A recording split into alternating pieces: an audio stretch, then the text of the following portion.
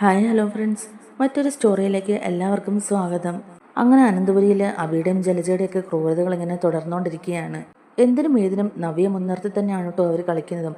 അത് നമ്മുടെ ദേവയാനി മനസ്സിലാക്കിയിട്ട് നവ്യെ പറഞ്ഞ് മനസ്സിലാക്കുക എന്നുള്ള കാര്യം വളരെ ബുദ്ധിമുട്ടാണ്. അബിയും ജലജയും കൂടിയിട്ടാണ് ഇവിടെ ഇത്രയും തെറ്റുകളൊക്കെ ചെയ്തു കൂട്ടിയിരിക്കുന്നത്. അബിയാണ് ചന്തുമോളുടെ അച്ഛൻ എന്നുള്ള സത്യം നവ്യെ അറിയിച്ചാൽ അവൾ ഏത് രീതിക്കായിരിക്കും അതിനെ എടുക്കുന്നത്? അവൾ എങ്ങനെ അതിനോട് പ്രതികരിക്കും? അവൾ ഇനി എന്തെങ്കിലും കടുങ്ക് ചെയ്യുവോ എന്നൊക്കെ തന്നെ പേടിക്കുന്നുണ്ട് ദേവയാനി. അങ്ങനെ നവ്യയുടെ കാര്യം ഓർത്തിട്ട് തന്നെ ദേവയാനിക്ക് പേടിയും വേവലാതിയൊക്കെ ഉണ്ടായിരുന്നു കേട്ടോ. ഇപ്പൊ അനന്തപുരിയിൽ ഏറ്റവും കൂടുതൽ പ്രശ്നങ്ങൾ ഉണ്ടാക്കുന്നത് നവ്യയാണ്. അനന്തപുരിയിലുള്ള ആർക്കും ഇഷ്ടമല്ലെങ്കിലും നവ്യ അവരെയെല്ലാം എതിർത്തുകൊണ്ടാണ് പരസ്യത്തിൽ അഭിനയിക്കാൻ പോകുന്നത്. അതും ശത്രുവശത്തുള്ള ജൂനിയറുകൾക്ക് വേണ്ടിയിട്ടാണ്. അനന്തപുരിയെ തന്നെ വെല്ലുവിളിക്കുന്ന രീതിയിലുള്ള പരസ്യങ്ങളൊക്കെയാണ് കേട്ടോ ചെയ്യുന്നത്. അതിൻ്റെ ഒരു നാണക്കേട് നമ്മുടെ മുത്തശ്ശനും മുത്തശ്ശിക്കും ഒക്കെ ഉണ്ടാകുന്നുണ്ട്. അറിയുന്നവരെല്ലാം തന്നെ മുത്തശ്ശനെ വിളിച്ചിട്ട് ചോദിക്കുന്നുണ്ട്, എന്താണ് നിന്റെ വീട്ടിൽ നടക്കുന്നത്?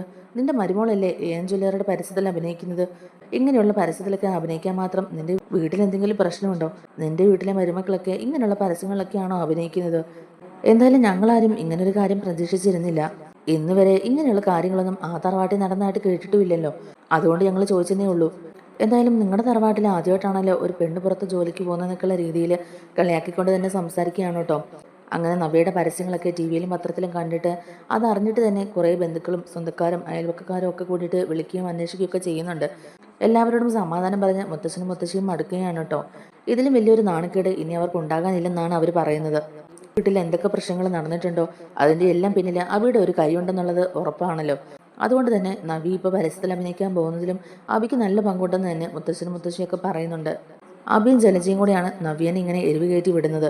അവൻ കാണിച്ച കള്ളത്തരങ്ങളും തിരിമറികളും ഒക്കെ കണ്ടുപിടിച്ചതുകൊണ്ട് തന്നെ അവനെ ജുവലറിയിൽ നിന്ന് പുറത്താക്കിയത് കൊണ്ടാണ് നവി ഇങ്ങനെയൊക്കെ പ്രതിഷേധിക്കുന്നത്.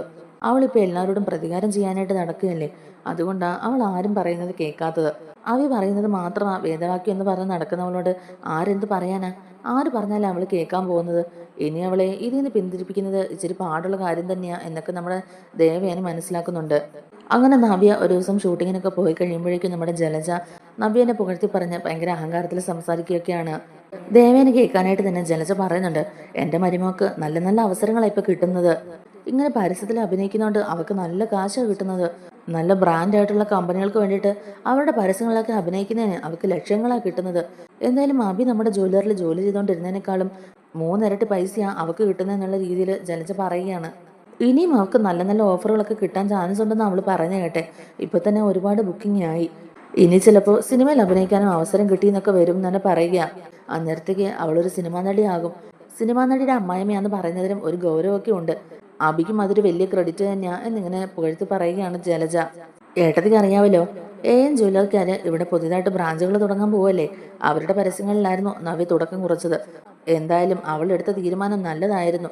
അതുകൊണ്ടല്ലേ അവൾക്ക് പിന്നെ ഇതുപോലുള്ള അവസരങ്ങളൊക്കെ മുന്നിൽ തെളിഞ്ഞു വന്നത്. എന്തായാലും മൂർത്തീസ് ജ്വല്ലറിയുടെ എതിരാളികൾ തന്നെയാണ് എൻ ജ്വല്ലറി. ഞാനും അബിയും ഒക്കെ ആകുന്ന പറഞ്ഞു നോക്കിയതാ അവളോട്. പക്ഷെ അവൾ അതൊന്നും കേട്ടില്ല ഏട്ടത്തി. അവൾക്ക് ഒരേ നിർബന്ധമായിരുന്നു അവിടെ അഭിനയിക്കാൻ പോകണമെന്ന്. അബിക്കൊരു ജോലി ഇല്ലാത്തതുകൊണ്ട് തന്നെ ആരുടെ ഔദാര്യത്തിൽ ജീവിക്കാൻ അവൾക്ക് താല്പര്യമില്ലെന്ന് അവൾ പറയുന്നത്. ഞങ്ങൾ പിന്നെ എന്ത് ചെയ്യാനാ? അവളോട് പോകണ്ടെന്ന് പറയാൻ പറ്റുമോ? അവക്കും കുഞ്ഞിനും എന്തൊക്കെ ചെലവുകളുണ്ട്. അവൾക്ക് ആവശ്യമുള്ള പൈസയല്ലേ അവൾ ഉണ്ടാക്കുന്നത്. അങ്ങനെ ഉള്ളപ്പം അവളെ തടഞ്ഞു നിർത്താൻ സാധ്യത എന്നൊക്കെ തന്നെ ചോദിക്കാം കേട്ടോ ജലജ.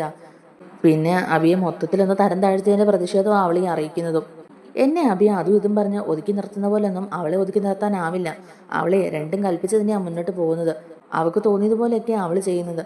അവളുടെ ഇഷ്ടത്തിന് ആരൊക്കെ എതിർത്ത് നിന്നാലും അവൾ അതൊന്നും വകവെക്കില്ല ഏട്ടത്തി. അവൾ അവൾക്ക് ശരിയെന്ന് തോന്നുന്നതൊക്കെയാ ചെയ്യുന്നതെന്നൊക്കെ തന്നെ പറയുകയാണ്. ഇത് കേട്ട ദേവയാനിക്ക് പെട്ടെന്ന് തന്നെ ദേഷ്യം വരികയാണ് കേട്ടോ. അതല്ലെങ്കിലും അങ്ങനെ നടക്കുള്ളൂ എന്നൊക്കെയുള്ളത് ഞങ്ങൾക്കറിയാം ജലജെ. അല്ലെങ്കിൽ തന്നെ നിന്നെ പോലെ തെരുവി വളരേണ്ടവളൊക്കെ ഈ വീട്ടിലോട്ട് കൊണ്ടുവന്ന് സ്വന്തം മോളെ പോലെ അച്ഛനും അമ്മയും സ്നേഹിച്ച് വളർത്തിയില്ലേ. ആ ഒരു വലിയ തെറ്റ് മാത്രം അച്ഛനും അമ്മയും ചെയ്തിട്ടുള്ളത്. അവരുടെ ജീവിതത്തിൽ ഇതുപോലൊരു തെറ്റ് അവർ ചെയ്തിട്ടില്ല. നിന്നെ സ്വന്തം മോളെ പോലെ അവർ നോക്കിയത് മാത്രം അവർ ചെയ്ത തെറ്റ്. അതിനുള്ള ശിക്ഷ അവർക്കിപ്പോൾ കിട്ടിക്കൊണ്ടിരിക്കുന്നതെന്നൊക്കെ തന്നെ പറയുകയാണ്. നിന്റെ മരുമോള് ഇങ്ങനെയൊക്കെ ആയി തീർന്നെങ്കിലേ അതിന്റെ കാരണം നീയും നിന്റെ മോനും തന്നെയാ. നിങ്ങളാണ് അവളെ ഇങ്ങനെയുള്ള കാര്യങ്ങൾക്കൊക്കെ എരിവ് കയറ്റി വിടുന്നതെന്നൊക്കെയുള്ളത് ഞങ്ങൾക്ക് മനസ്സിലാകാഞ്ഞിട്ടൊന്നുമല്ല. പിന്നെയും വേണ്ട വേണ്ടാന്ന് വെച്ചേക്കുന്നതുകൊണ്ട് മാത്രമാ. അല്ലെങ്കിൽ നിന്നെയും നിന്റെ മോനെയൊക്കെ ഏത് നിമിഷം വേണമെങ്കിലും ഇവിടുന്ന് കഴുത്തിന് പിടിച്ച് പുറത്താക്കും. അതുപോലുള്ള തെറ്റുകളാണ് നീയും നിന്റെ മോനും ഒക്കെ ചെയ്തു കൂട്ടിയത്. നവ്യനെ ഓർത്തിട്ട് മാത്രം ഞങ്ങള് പല രഹസ്യങ്ങളും ഉള്ളിലൊതുക്കി നടക്കുന്നത്. നിന്റെ മോനെ മൂർത്തീസ് ജ്വല്ലറിന് പുറത്താക്കിയെങ്കിലേ അതിന് തക്കതായ കാരണവുമുണ്ട്. ജ്വല്ലറിയിലെ കള്ളക്കടത്ത് നടത്തിയത് കൊണ്ടോ അല്ലെങ്കിൽ വിത്തോട്ട് ബില്ലിലോ സ്വർണം വിറ്റതോ ഒന്നും അല്ല അവൻ ചെയ്ത ഏറ്റവും വലിയ തെറ്റ്. അത് നിനക്കറിയാൻ മേലാഞ്ഞിട്ടാ.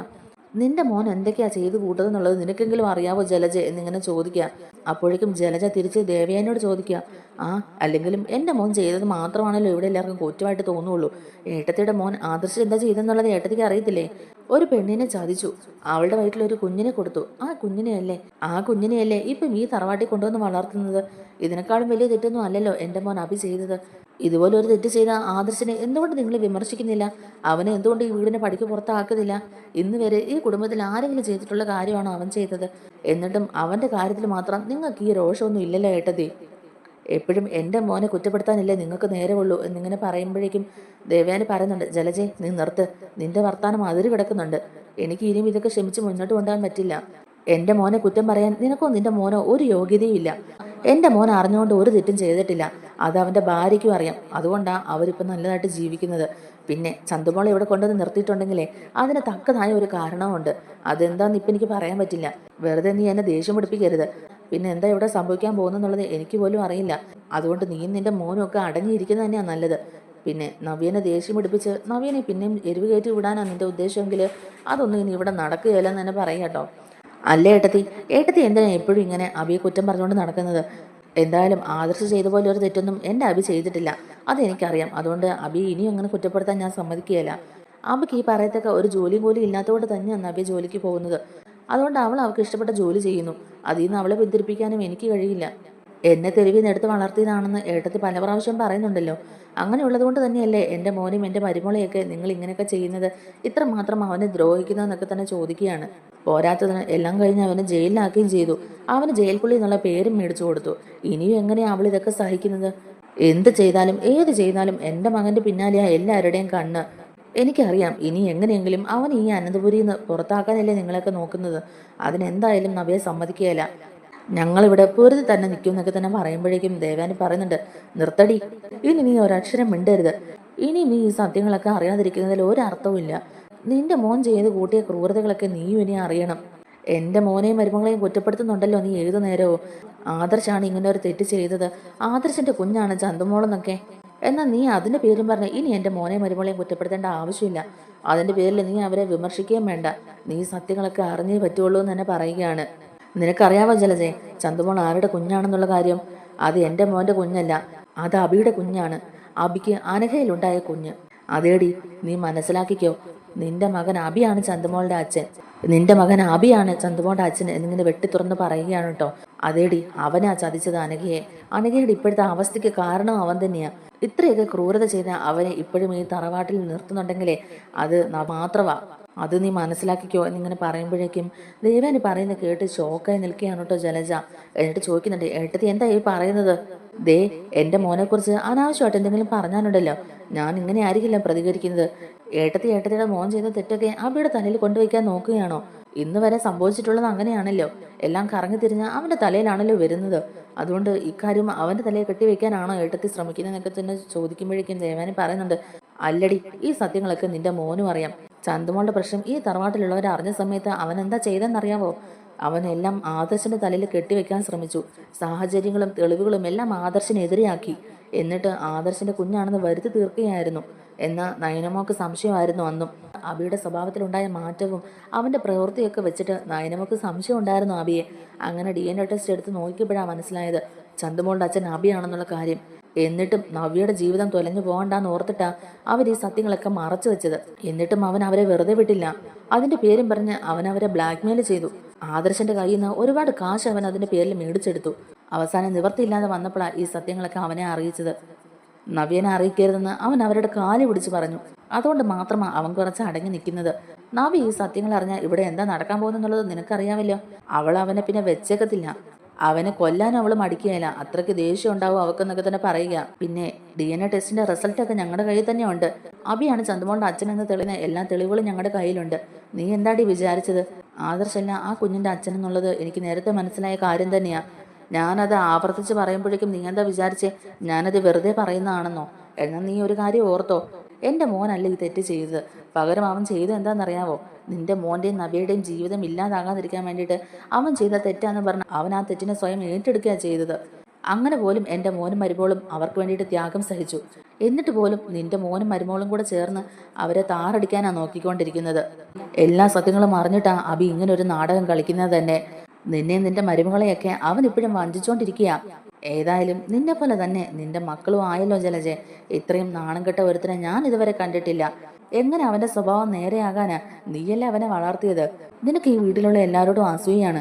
ആ അസൂയം കുശുമ്പം നീ പറഞ്ഞു കൊടുത്ത് തന്നെയാണ് നിന്റെ മക്കളെ നീ വളർത്തിയിരിക്കുന്നത്. എന്തായാലും ഈ കുടുംബത്തിലോട്ട് ഒരിക്കലും വരാൻ പാടില്ലാത്തവരായിരുന്നു നിങ്ങൾ. പലതും കണ്ടില്ല കേട്ടില്ല എന്നോർത്ത് ക്ഷമിച്ച് മുന്നോട്ട് പോകാൻ നോക്കുമ്പോഴാ നീയും നിന്റെ മരുമോളും ഒക്കെ കൂടിയിട്ട് ഓരോന്ന് കാണിച്ചു കൂട്ടി വെക്കുന്നത്. ഇപ്പൊ തന്നെ നിന്റെ മരുമോള് കാണിക്കുന്ന കണ്ടില്ലേ? നമ്മുടെ എതിരാളികളായ AM ജ്വല്ലർക്ക് വേണ്ടിയിട്ട് പരസ്യം ചെയ്തു. എന്തൊരു വൃത്തികെട്ട വേഷം ധരിച്ചിട്ടാടി അവൾ ആ പരസ്യത്തിലേക്ക് അഭിനയിക്കാൻ പോകുന്നത്. നിനക്കെങ്കിലും അവളെ ഒന്ന് വിലക്കി കൂടായിരുന്നോ? അതെങ്ങനെയാ? അവളെ പോലും നിന്റെ മോൻ സാധിച്ചുകൊണ്ടിരിക്കുകയല്ലേ. പിന്നെങ്ങനെ അവളോട് പറയും? എന്നിട്ടും ജലജ ഇതൊന്നും അംഗീകരിക്കാതെ തന്നെ നിൽക്കുകയാണ് കേട്ടോ. അവസാനം ജലജ ദേവയാനോട് പറയുന്നുണ്ട്, മതി ഏട്ടത്തി, നിർത്ത്. ഇനിയും എൻ്റെ മോനെ ഇങ്ങനെ കുറ്റക്കാരനാക്കി നിങ്ങൾ ചിത്രീകരിക്കേണ്ട ആവശ്യമില്ല. നിങ്ങളുടെ മോൻ്റെ ഭാഗത്തുള്ള തെറ്റുകളൊക്കെ മറക്കാൻ വേണ്ടിയിട്ട് എൻ്റെ മോനെ നിങ്ങൾ വീണ്ടും കരുവാക്കുന്നല്ലേ. എനിക്കറിയാം. അവനെ ഈ വീട്ടിൽ നിന്ന് പുറത്താക്കാൻ വേണ്ടിയിട്ട് നിങ്ങൾ മനഃപൂർവ്വം ഇങ്ങനെയുള്ള കാര്യങ്ങളൊക്കെ പറയുന്നതെന്ന് പറയുമ്പോഴേക്കും ദേഷ്യം വന്നിട്ട് നിനക്ക് എത്ര പറഞ്ഞാലും മനസ്സിലാകില്ലെന്ന് ചോദിച്ചുകൊണ്ട് തന്നെ ദേവേനയുടെ ജലജയുടെ കാരണത്തിൻ്റെ ഒരെണ്ണം കൊടുക്കുകയാണ്. ദേവേനയുടെ ആ ഒരു അടിയിൽ ഇത്രയും നാളത്തെ ദേഷ്യവും സങ്കടവും എല്ലാം ഒരുമിച്ചുണ്ടായിരുന്നു കേട്ടോ. ആ ഒരു അടി കിട്ടുമ്പോഴേക്കും തന്നെ ജലജ കട്ടയിലോട്ട് വീഴുകയാണ്. എന്നിട്ട് പറയുന്നുണ്ട്, ദേ ഞാൻ നിന്നോടൊരു കാര്യം പറഞ്ഞേക്കാം. ഇനി ഈ വീട്ടിൽ ഞാൻ പറയുന്ന കേട്ട് നീ അനുസരിച്ച് നിന്നോണം. അല്ലെങ്കിൽ ഇനി ഇവിടെ എന്താ നടക്കാൻ പോകുന്നതെന്നുള്ളത് അറിയാവോ? നിന്റെ മോനും മരുമോളും രണ്ട് തട്ടിലാകും. നിന്റെ മോൻ ജയിലിൽ പോയി കിടക്കേണ്ടി വരും. ജീവിതകാലം മുഴുവൻ പിന്നെ അവൻ അവിടെ ആയിരിക്കും. ഈ സത്യങ്ങളൊക്കെ നവ്യോട് വെട്ടിത്തുറന്ന് പറയാൻ അധിക സമയമൊന്നും വേണ്ട. ഇനി ഈ കുടുംബത്തിൽ ഇതുപോലുള്ള പേരുദോഷങ്ങൾ എന്തെങ്കിലും കേൾക്കാൻ ഇട വന്നിട്ടുണ്ടെങ്കിൽ, നിന്റെ മരുമോളെ നിനക്ക് നിലക്കി നിർത്താനാകുന്നില്ല എന്നുണ്ടെങ്കിൽ ഈ സത്യങ്ങളൊക്കെ എല്ലാവരുടെ മുമ്പിൽ തുറന്ന് പറയും. പിന്നെ നീയും നിന്റെ മോനും മരുമോളും ഒന്നും ഈ വീട്ടിൽ കാണൂല. അയർലൻഡിൽ നിന്ന് വരാനിരിക്കുന്ന നിന്റെ മോക്കും ഇത് ബാധകമാ. അവളോടും കൂടി നീ പറഞ്ഞേരെ നിന്റെ മോൻ്റെ വിശേഷങ്ങളൊക്കെ. അവൻ ഒറ്റൊരാൾ കാരണം ഈ കുടുംബത്തിൽ എന്നും പ്രശ്നങ്ങളൊക്കെ ഉണ്ടാകുന്നതെന്നൊക്കെ തന്നെ പറയുകയാണ്. അങ്ങനെ ദേവയാനി ഒരുപാട് ജലജയോട് ദേഷ്യപ്പെട്ടിട്ടൊക്കെ അവിടെ നിന്ന് ഇറങ്ങി പോകുന്നുണ്ട് കേട്ടോ. നമ്മുടെ ജലജയ്ക്കാണെങ്കിലും അവിയോട് വല്ലാത്ത ദേഷ്യമൊക്കെ തോന്നുന്നുണ്ട്. അവ ഇങ്ങനെ ഒരു ചതി ചെയ്തിട്ട് അത് ജലജയോട് ഇതുവരെ പറഞ്ഞിട്ടുമില്ല, സൂചിപ്പിച്ചിട്ടുമില്ല. അതുകൊണ്ടൊക്കെ തന്നെ ആ ഒരു ദേഷ്യം മുഴുവൻ നമ്മുടെ അബിയോട് കാണിക്കുന്നുണ്ട്. പിന്നീട് അങ്ങോട്ടേക്ക് അവിടെ പിടിച്ചു നിൽക്കണമല്ലോ എന്നോർത്തോണ്ട് തന്നെ ദേവയാനിയുടെ ചൊൽപ്പടിക്ക് നിൽക്കുന്നുണ്ട് കേട്ടോ ജലജ. അങ്ങനെ പെട്ടെന്ന് കൂറുമാറിയവരെ പോലെ ജലജയുടെ അഭിനയമൊക്കെ കാണുമ്പോഴേക്കും നവ്യക്ക് നല്ല സംശയമാകുന്നുണ്ട് കേട്ടോ. നവ്യയാണെങ്കിൽ ജലജയോട് ചോദിക്കുന്നുണ്ട്, അല്ല അമ്മയ്ക്ക് ഇത് എന്താ പറ്റിയത്? അമ്മ എന്തിനാ അവർ പറയുന്നൊക്കെ കേട്ട് തലയാട്ടാൻ നിൽക്കുന്നത്? അമ്മയുടെ സ്വഭാവത്തിൽ കാര്യമായിട്ടുള്ള മാറ്റം സംഭവിച്ചായിട്ടാ എനിക്ക് തോന്നുന്നത്. അല്ലെങ്കിൽ അവരെന്ത് പറഞ്ഞാലും അമ്മ അതിനെതിരെ പ്രവർത്തിച്ചുകൊണ്ടിരുന്നതാണല്ലോ. കൂടെ കൂടെ എന്നെ സപ്പോർട്ട് ചെയ്തുകൊണ്ടിരുന്നതല്ലേ അമ്മ. അമ്മയ്ക്കിപ്പോൾ എന്ത് പറ്റിയെന്നാണ് ഞാൻ ചോദിക്കുന്നത്. അമ്മയും ഇനി കാലു മാറി അവരുടെ കൂടെ ചേർന്നു എന്നൊക്കെ തന്നെ ചോദിക്കുക കേട്ടോ. ഏയ് ഇല്ല മോളെ, അങ്ങനെ ഒന്നുമില്ല, അതൊക്കെ മോക്ക് തോന്നുന്നു എന്നൊക്കെ ഇങ്ങനെ പറയുകയാണ് കേട്ടോ ജലജ. അപ്പം നവ്യ പറയുന്നുണ്ട്, ഇല്ല എനിക്കറിയാം അമ്മയ്ക്ക് നല്ല മാറ്റമുണ്ട്. സത്യം പറ, അമ്മയെ എന്ത് പറഞ്ഞാൽ അവർ ഭീഷണിപ്പെടുത്തി വെച്ചിരിക്കുന്നത്?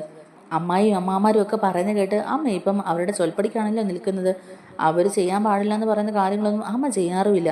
നേരത്തെ അങ്ങനെയൊന്നും അല്ലായിരുന്നല്ലോ. എന്താ അമ്മയ്ക്ക് പറ്റിയത്? അമ്മ എന്താണെന്ന് വെച്ചാൽ കാര്യം പറ. എന്താണെങ്കിലും ഞാൻ അവരോട് സംസാരിക്കുന്നൊക്കെ തന്നെ നമ്മുടെ നവ്യ പറയുകയാണ്. അപ്പോൾ ജലജ പറയുന്നുണ്ട്, അതൊന്നും ഇല്ല മോളെ, പ്രത്യേകിച്ച് ഒന്നുമില്ല. ഞാനിപ്പം അവർ പറയുന്നതൊക്കെ കേട്ട് നിൽക്കുന്നത് എന്തിനാന്ന് വെച്ചാലേ, അയർലൻഡിൽ നിന്ന് മോള് വരികയല്ലേ, അവന്തിക്ക് വന്നു കഴിഞ്ഞാൽ ഉടനെ തന്നെ അവളുടെ കല്യാണമൊക്കെ നടത്തണം. അവളുടെ കല്യാണം നല്ല രീതിക്ക് നടത്തണം എന്നുണ്ടെങ്കിൽ ഇപ്പം നമ്മളിവരെ സോപ്പിട്ട് നിൽക്കണം. അതുകൊണ്ട് തന്നെയാണ്, അല്ലാതെ വേറൊന്നും കൊണ്ടല്ല. ഇവർ ചെയ്ത ഒന്നും തന്നെ ഞാൻ മറന്നിട്ടില്ല മോളെ. ഇവർക്കിട്ട് നല്ലൊരു തിരിച്ചടി തന്നെ കൊടുക്കാൻ സമയം കാത്തു നിൽക്കാൻ ഞാൻ. എൻ്റെ പ്രതികാരം അങ്ങനെയൊന്നും അടങ്ങുന്നതല്ല മോളെ. ഞാനത് എന്തായാലും ഇവരോട് തീർത്തിരിക്കും. ഇന്നല്ലെങ്കിൽ നാളെ ഇതിനുള്ള ശിക്ഷ അവർക്ക് ഞാൻ കൊടുത്തിരിക്കും എന്നൊക്കെ തന്നെ ജലജ പറയുന്നുണ്ടെങ്കിലും ജലജയുടെ മനസ്സിൽ അപ്പോഴും പേടിയാണ്. നവി ഈ സത്യങ്ങൾ അറിഞ്ഞിട്ടുണ്ടെങ്കിൽ അബിയുടെ ജീവിതം എന്താവുമെന്നൊക്കെ ഓർത്തിട്ടൊരു ടെൻഷനാണ് കേട്ടോ. അപ്പോഴേക്കും നവ്യ പറയുന്നുണ്ട്, ഇതൊന്നുമല്ല, എനിക്ക് അങ്ങനെയല്ല തോന്നുന്നത്. ആദ്യം അബിയാണെങ്കിലും അങ്ങനെയായിരുന്നു, എന്നെ ഫുൾ സപ്പോർട്ട് ചെയ്യുമായിരുന്നു. എന്തിനും ഏതിനും അബി എൻ്റെ കൂടെ ഉണ്ടായിരുന്നു. പക്ഷേ ഇപ്പം അങ്ങനെയല്ല, അബിയിൽ ഒരുപാട് മാറ്റം ഉണ്ടായിട്ടുണ്ട്. അബിയും എന്തോ ഭയക്കുന്നുണ്ട്. ആദർശ് നയനയും വിളിച്ച് സംസാരിക്കുമ്പോഴൊക്കെ അബി നേരെ അബിയുടെ തീരുമാനം അങ്ങ് മാറ്റുക ചെയ്യുന്നത്. എന്നിട്ട് അവൻ പറയും, നീ നിന്റെ തീരുമാനത്തിൽ ഉറച്ചു നിന്നോ, ഞാൻ നിന്നെ പിന്താങ്ങിക്കോളാം. എനിക്ക് പിന്നിൽ നിന്ന് ഉപദേശം തരാനേ പറ്റത്തുള്ളൂ. നിന്റെ കൂടെ ഒന്നിനും ഇറങ്ങി പ്രവർത്തിക്കാനാവില്ല എന്നൊക്കെ. ഇപ്പം അമ്മയും അതുപോലെ തന്നെയാണല്ലോ. അമ്മയും അവരെ ഭയം നീക്കുന്നതായിട്ട് തന്നെ എനിക്ക് തോന്നുന്നത്. നിങ്ങൾ എന്നിൽ നിന്ന് എന്തെങ്കിലും സത്യം മറയ്ക്കുന്നുണ്ടോ അമ്മയെന്ന് തന്നെ ചോദിക്കുകയാണ്. അന്നേരം ജലജ ഇങ്ങനെ അന്താളിച്ച് നിൽക്കുകയാണ് കേട്ടോ. ഇനി ഇവളോട് എന്ത് മറുപടി പറഞ്ഞ് രക്ഷപ്പെടുമെന്നൊക്കെ ഓർത്തോണ്ട് തന്നെ. അപ്പോഴേക്കും നവ്യ പറയുന്നുണ്ട്, കണ്ടോ, ആ കാര്യം ചോദിക്കുമ്പോഴേക്കും അമ്മയ്ക്ക് അവിടെ ഉത്തരം മുട്ടുകയാണ് ചെയ്യുന്നത്. അമ്മയുടെ മനസ്സിൽ എന്തോ ഒരു സത്യം ഉണ്ടെന്നുള്ളത് എനിക്ക് മനസ്സിലായി. അതെന്താണെന്ന് നിങ്ങൾ എന്നോട് തുറന്നു പറയുന്നില്ല. അബിയും ഇങ്ങനെ തന്നെയാണ്. ഞാനത് ചോദിക്കുമ്പോഴൊക്കെ അവൻ ഓരോന്ന് പറഞ്ഞ് തടി തപ്പാൻ നോക്കും. നിങ്ങൾ രണ്ടുപേരും എന്നോട് പറയാത്ത എന്തോ ഒരു സത്യം മനസ്സിൽ കൊണ്ട് നടക്കുന്നുണ്ടെന്നുള്ളത് എനിക്കറിയാം. ഈ വീട്ടിലുള്ള എല്ലാവരും എന്തൊക്കെയോ മറച്ചു വെച്ചാണ് നടക്കുന്നത്. ഇപ്പം നിങ്ങളും അതുപോലെ തന്നെയാണോ? അങ്ങനെ ഇവരാരും പറയുന്നത് കേട്ട് ഇവരുടെ ചൊൽപ്പടിക്ക് നിൽക്കേണ്ട ആവശ്യമൊന്നും ഇല്ലമ്മേ. ഇപ്പം എനിക്ക് നല്ലൊരു ജോലിയുണ്ട്. ഇപ്പം ഞാൻ നല്ല മോഡലായി. എനിക്ക് അത്യാവശ്യം നല്ല വർക്കുകളൊക്കെ കിട്ടുന്നുണ്ട്. കൈ നിറയെ കാശും കിട്ടുന്നുണ്ട്. പിന്നെ എന്തിനാ നമ്മൾ ഇവർ പറയുന്നത് കേട്ട് നിൽക്കുന്നത്? നമുക്ക് സ്വന്തമായിട്ട് ജീവിക്കാനുള്ള വരുമാനമൊക്കെ ഇപ്പം നമുക്ക് കിട്ടുന്നുണ്ടല്ലോ. പിന്നെയും ഇവർ പറയുന്നതൊക്കെ കേട്ട് ഇവരുടെ അടിമകളായിട്ട് ജീവിക്കേണ്ട ഒരാവശ്യമില്ല. നമ്മൾ ഇവരെ ഇറക്കി വിടുന്നതിന് മുമ്പ് തന്നെ ഇവിടെ നിന്ന് ഇറങ്ങി പോകണമെന്നാണ് എൻ്റെ ആഗ്രഹം. അതിനുള്ള വഴികളൊക്കെ ഞാൻ കണ്ടിട്ടുണ്ട് അമ്മയെന്നൊക്കെ തന്നെ പറയുക കേട്ടോ നവ്യ. അപ്പോഴേക്കും ജലജ പറയുന്നുണ്ട്, ഉവ്വടി അതിനുള്ള വഴികളൊക്കെ നീ കണ്ടിട്ടുണ്ട്, അതെനിക്കറിയാം. അപ്പോഴേക്കും ജലജ നവ്യ പറയുന്നതൊക്കെ കേട്ടിട്ട് ഇങ്ങനെ മിണ്ടാതെ തന്നെ ഇരിക്കുകയാണ് കേട്ടോ. എന്നിട്ട് മനസ്സിൽ വിചാരിക്കുന്നുണ്ട്, ഏരണം കെട്ടവൻ, അവനെ കൊണ്ട് എനിക്ക് ഒരു കാലത്തും സ്വസ്ഥതയില്ല. അവൻ ഇങ്ങനെയുള്ള പ്രവർത്തികളൊക്കെ കാണിച്ചു കൂട്ടിയിട്ടാണ് അവൻ ഈ അഭിനയിച്ച് നടക്കുന്നത്. അവനെ കൊണ്ട് ഒരു തരത്തിലും സമാധാനമില്ലല്ലോ ഈശ്വര. ഈ കുടുംബത്തിലുള്ളവർക്കിട്ട് പണി കൊടുക്കാൻ നോക്കിയിട്ട് അവസാനം എല്ലാ പണികളും കിട്ടുന്നത് അവനിട്ട് തന്നെയാണല്ലോ. ഇനിയിപ്പം അനഘയെ ചതിച്ചത് അവനാന്ന് അറിയുമ്പോഴേക്കും ഇവൾ എങ്ങനെയായിരിക്കും പ്രതികരിക്കുക? എൻ്റെ മോനെ കൊല്ലാൻ ഇവൾ മടിക്കുകയല്ല. ഒന്നുകിൽ അവനെ കൊല്ലും, അല്ലെങ്കിൽ അവനെ ജയിലിലോട്ട് പറഞ്ഞു വിടും. ജീവിതകാലം മുഴുവൻ പിന്നെ അവൻ ജയിലിൽ താമസിക്കേണ്ടി വരും. എന്ത് ചെയ്യുമെന്ന് ഒരു പിടുത്തവുമില്ല. ഇവളുടെ കയ്യിൽ നിന്ന് ഇനി എങ്ങനെ രക്ഷപ്പെടുമെന്ന് എനിക്കൊരു പിടിയുമില്ലല്ലോ ദൈവമെന്നൊക്കെ തന്നെ ഇങ്ങനെ ആലോചിച്ചുകൊണ്ടിരിക്കുകയാണ് കേട്ടോ ജലജ. അവിടെ അവസാനം നവ്യ ജലജോട് ചോദിക്കുന്നുണ്ട്, അമ്മ എന്താ അമ്മ ഈ ആലോചിച്ചുകൊണ്ടിരിക്കുന്നത്? ഞാൻ ചോദിക്കുന്നത് അമ്മ കേൾക്കുന്നില്ലേ? അമ്മ എന്തെങ്കിലും ഒരു മറുപടി പറയാന്നൊക്കെ തന്നെ പറയുമ്പോഴേക്കും, അതൊന്നുമില്ല മോളെ, ഞാനിവിടുത്തെ കാര്യങ്ങളൊക്കെ ഓർത്തിങ്ങനെ വിഷമിച്ച് നിന്ന് പോയതാ. മോക്കറിയാമല്ലോ അബിയുടെ ഇപ്പോഴത്തെ അവസ്ഥ. മോളെ ജോലിക്ക് വിരമിക്കേണ്ട ഒരു അവസ്ഥ അവൻ ഉണ്ടായല്ലോ എന്നൊക്കെ ഓർത്തിങ്ങനെ സങ്കടപ്പെട്ട് നിന്നാന്ന് പറയുകയാണ്. പിന്നെ ഞാൻ പറഞ്ഞല്ലോ അവന്തിക മോളുടെ കാര്യം, അതും കൂടെ ഒന്ന് നടന്നു കിട്ടിയാലേ എനിക്കൊരു സമാധാനമുള്ളൂ മോളെ. അതുകൊണ്ട് ഞാൻ ആ കാര്യങ്ങളൊക്കെ ഇങ്ങനെ ആലോചിക്കുകയായിരുന്നു.